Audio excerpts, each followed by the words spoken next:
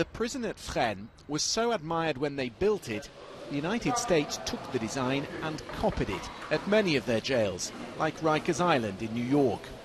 But that was 1895. Today, outsiders would point to this prison as an example of how not to do it. It holds almost twice as many inmates as its official capacity. The governor, Stefan Scotto, is a strict disciplinarian, but his resources are stretched to the limit.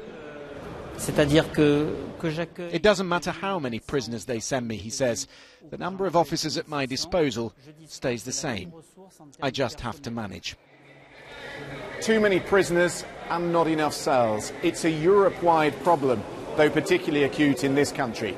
In total, France has space for 57,000 inmates, yet currently the population is 68,000. That's 11,000 more prisoners than they have room for.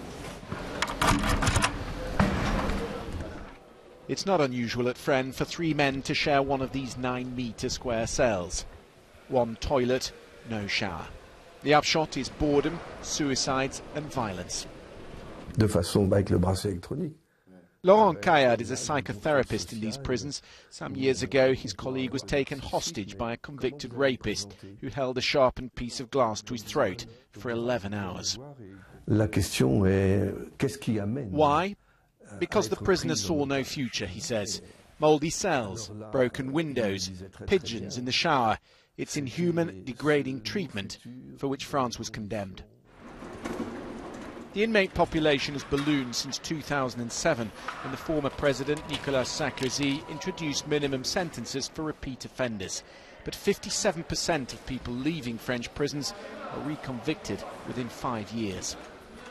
We need to work in order to make sentences very useful, very efficient, in order for offenders not to re-offend. There has been some renewal.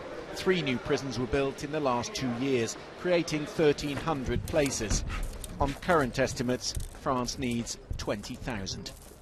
There is no one solution to this issue, but the failure to address it will surely exacerbate the problem. Christian Fraser, BBC News, Paris.